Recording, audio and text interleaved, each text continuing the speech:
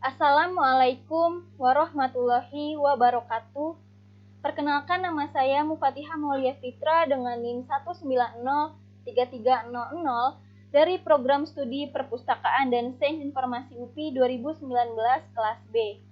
Di sini saya akan menjelaskan mengenai Undang-Undang Republik Indonesia Nomor 43 Tahun 2009 tentang Kearsipan Nasional Republik Indonesia. Pertama-tama saya akan menjelaskan terlebih dahulu mengenai identitas dari regulasi ini. Regulasi ini diumumkan pada 152 dalam Lembaran Negara Republik Indonesia dan tambahan Lembaran Negara Republik Indonesia nomor 5071. Tahun terbit dari regulasi ini sendiri yaitu 2009 dengan judul Undang-Undang Republik Indonesia nomor 43 tahun 2009 tentang Kearsipan Nasional Republik Indonesia. Penerbit dari regulasi ini sendiri yaitu Arsip Nasional Republik Indonesia atau yang kita kenal dengan ANRI. Penandatangan dari regulasi ini yaitu Presiden Republik Indonesia ke-6 yaitu Bapak Susilo Bambang Yudhoyono pada tanggal 23 Oktober tahun 2009. Selanjutnya, saya akan mengupas dengan tuntas isi dari regulasi ini. Yang pertama, saya akan menjelaskan mengenai definisi dari arsip itu sendiri. Mungkin dari kalian sering mendengar kata arsip, namun belum sepenuhnya paham apa sih definisi dari arsip sendiri. Menurut pasal 1 nomor 2, arsip adalah rekaman kegiatan atau peristiwa dalam berbagai bentuk dan media sesuai dengan perkembangan teknologi informasi dan komunikasi. Lalu, dari pernyataan tersebut, kalian banyak bertanya, mengapa sih harus diadakan penyelenggaraan arsip? Mengapa demikian? Sebab arsip menjadi suatu jati diri dan ciri khas bangsa yang perlu dijaga dan dilindungi, sehingga penyelenggaraan arsip ini menjadi salah satu gerakan untuk mewujudkan perlindungan dan penjagaan atas seluruh arsip. Oleh karena itu, dibentuklah regulasi ini yang mana tentunya untuk melindungi seluruh kegiatan penyelenggaraan kearsipan. Seperti yang tertera pada pasal 2 ini yang menjelaskan bahwa Undang-undang ini menjadi landasan hukum bagi segala aktivitas yang berkaitan dengan penyelenggaraan kearsipan dan memberikan perlindungan bagi para penyelenggara kearsipan. Selanjutnya, saya akan mengupas mengenai tujuan dan asas. Pasal 3 nomor B menyebutkan bahwa penyelenggaraan kearsipan bertujuan untuk menjamin arsip sebagai rekaman kegiatan atau peristiwa tetap tersedia dalam keadaan autentik dan terpercaya sehingga dapat dijadikan alat bukti yang sah.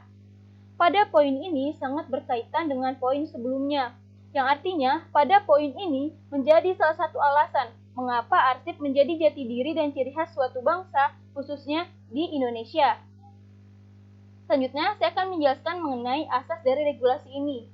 Pasal 4 nomor M menjelaskan bahwa asas penyelenggaraan kearsipan salah satunya harus berdasarkan asas aksesibilitas. Apa sih asas aksesibilitas itu?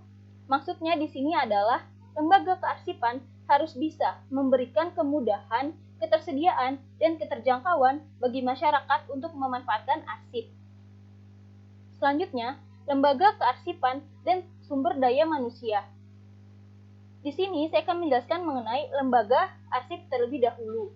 Pasal 19 ayat 1 menyebutkan bahwa ANRI atau Arsip Nasional Republik Indonesia merupakan lembaga yang menaungi dan bertanggung jawab atas seluruh arsip nasional Indonesia.